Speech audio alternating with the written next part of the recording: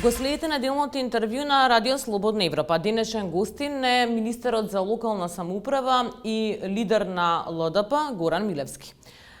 Господине Милевски, ве прашувам како лидер на ЛДП, каде е сега партијата, цврсто во владата или со една нога надвор?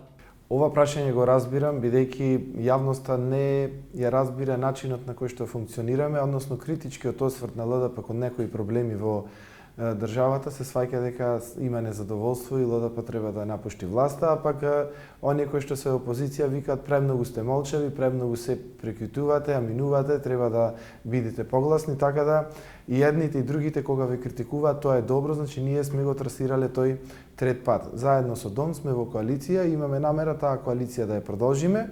Практично во овој момент спремаме проекти, платформа со која што ќе настапиме пред новиот мандатар. Доколку се прифатат нашите предлози, идеи, нема никаков проблем да ја продолжиме соработката и со новиот мандатар и со новиот лидер на СДСМ. Тоа значи дека со новиот мандатар вие ќе имате нови барања на некој начин?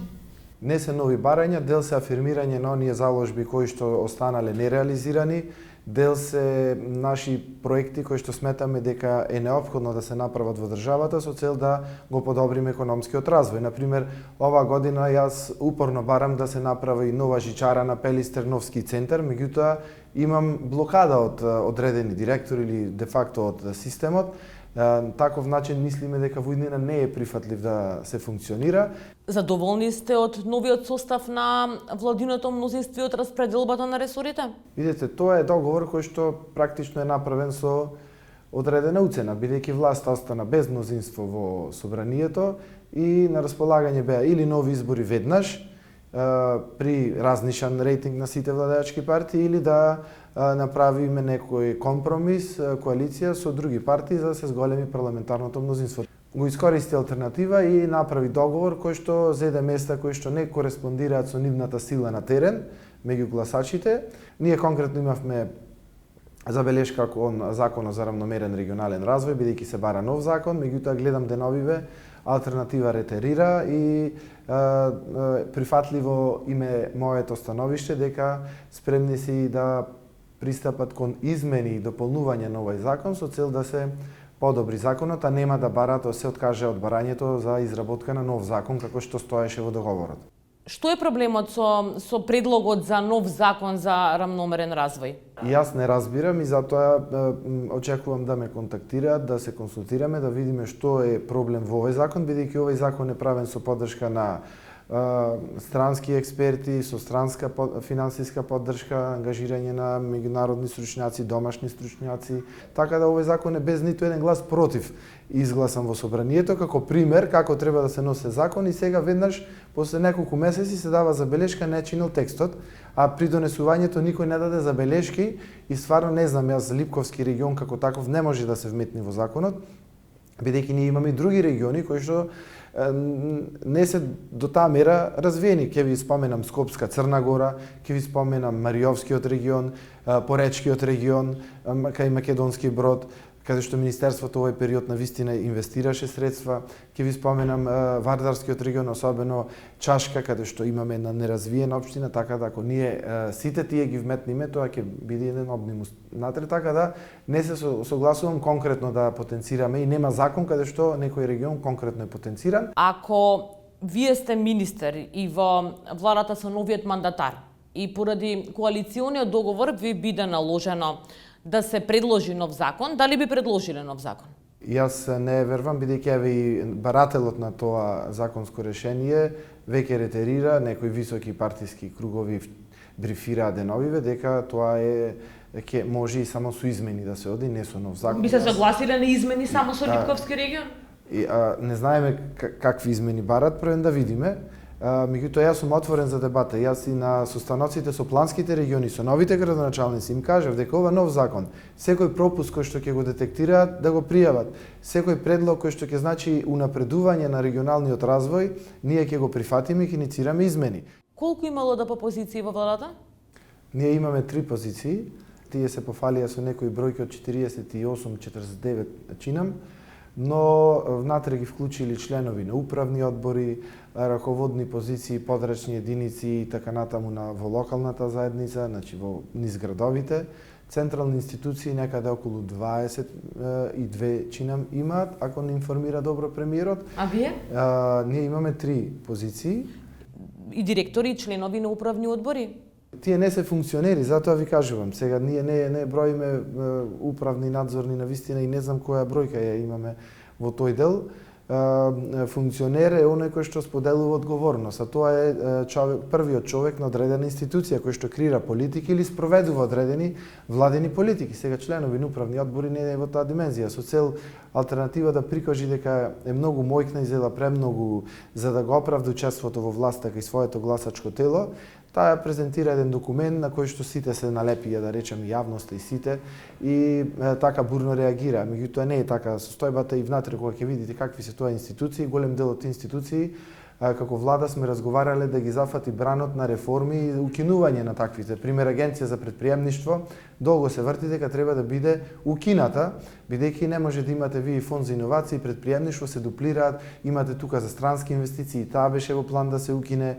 Така да имате многу институции кои што таргетираат или третираат иста област и целта беше да се спојат во една институција, така да голем дел од тие институции кои што ги зедела се од таков формат.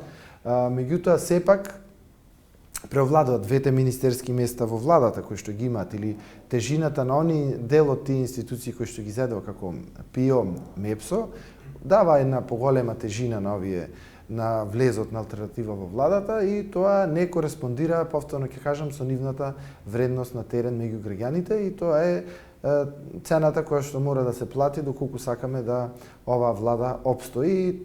Ние како ЛДП никогаш не сме работеле под уцена, сме можеле, бидејќи цел овој мандат од 2017 до сега, владата де факто зависи од претениците на ЛДП и никогаш не сме се поставиле во позиција да уценуваме со нешто и мислам за нас не се својствени природни таквите уцени, затоа и на прв поглед и ги осудивме. А и не само ние, туку и сите коалициони партнери. Да, ама вие заедно со Дом имате тројца пратеници, новото владино мнозинство сега има 64, па и ако излезете од коалицијата, владата повторно би останала. Никогаш не сме оценувале, дури сега ние сме во покомотна позиција да си одлучуваме како мислиме да функционираме без притоа да го нарушиме мнозинството на владата.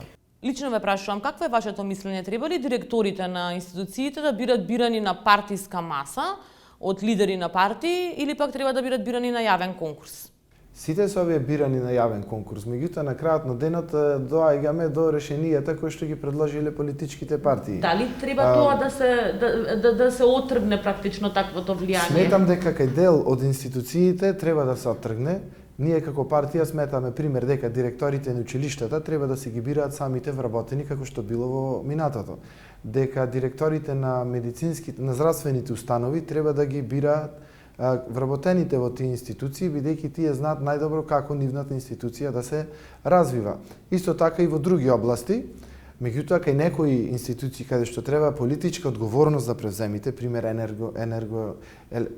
електроенергетскиот систем на државата или други ПИО, фондот за здравство, таму креирате политики, владени политики и мислам дека таму треба во ред да дојдат партиски, меѓутоа да се знае критериум кој се може да биде директор на одредена позиција. Имате ли никаква представа, разговаравте ли со актуелниот премиер Заев како би изгледала владата со новиот мандатар?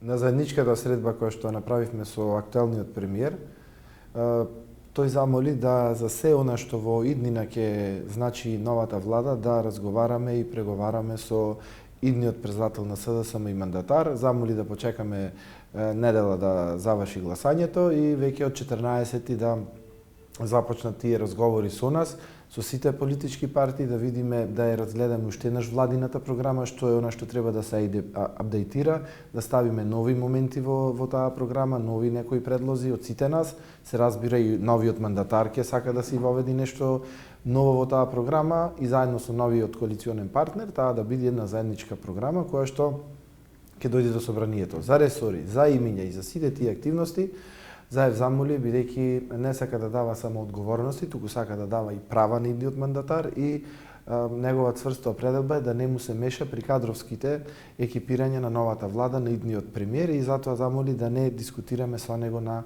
таа тема и тоа е разбирливо и прифатливо од наша страна, бидејќи сето друго би било Значи, премиер во сенка, тој тоа не го посакува и тоа ќе биде добро за идната влада. Во тие разговори вие ќе ги истакнете овие барања во име на ЛДП и на Дом? Ќе настапиме заеднички со Дом, бидејќи нашата коалиција сакаме да продолжи во иднина и на вистина од екологијата, регулирање на урбаниот хаос, особено во Скопје кој што владе, подготвуваме низа на сет на мерки за бизнисот, за намалување на некои несуштински давачки кои што им се наметнуваат на граѓаните при секој контакт со јавната администрација или институциите, така да регулирање на пазарот со криптовалути, тоа е една модерна тенденција во цел свет, а ние се однесуваме дека тоа не засега нас, така да имаме многу иновативни работи кои што сакаме да ги дискутираме со новиот мандатар. Ке барате повеќе ресори? Не ни е целта повеќе ресори. Еден од вашите главни аргументи за останување на оваа влада беше дека треба да се почека декември за да се види дали ќе има напредок во македонските европски интеграции. Се уште очекувате такво нешто? Јас се надевам дека декември, евентуално до средина на јануари е возможно да се деблокираат овие процеси. Премиерот Заев интензивно работи, преговара. За сега, она што е на маса воопшто не е на штета на македонските интереси во рамките на резолуцијата која што ја донесе Македонското собрание. Од каде го црпите оптимизмот кога службената влада на Бугарија го повтори ставот дека нема промена во позицијата за Македонија и блокарата останува, и мандатарот во Бугарија Петков вели дека треба едно 6-месечни преговори за да се види дали ќе има напредок или не? Значи, оптимизмот го црпам од председателот Макрон, кој што на вистина се вложува себе си целосно кон оваа работа, и оптимизмот мислам дека доаѓа и од председателот Радев, да не одам понатаму со образлагања, и од тој аспект сметам дека постои можност до 15 јануари договор кој што велам ќе биде на обострано задоволство на двете страни да биде склучен. Разговарате со ВМРО ДПМН за ново мнозинство? Нивниот лидер Мицкоски на прашање поврзано со незадоволството во ЛДП и во други помали коалициони партнери вели разговараме таму со сите незадоволни. Ако ние излеземе од оваа влада, тогаш тоа ќе значи нови избори и одење на избори, а не креирање на ново парламентарно мнозинство, бидејќи за ново парламентарно мнозинство како ЛДП сметаме дека од тоа треба да добиеме мандат од граѓаните, а не врз основа на политички интриги во рамките на парламентот. Ова значи дека не би имало ново владино мнозинство со ВМРО ДПМН? Не за нови мнозинства, да. Ви благодарам на одвоеното време. Благодарам и вас. Тоа беше се во неделното интервју на Радио Слободна Европа. Доведување до следната недела.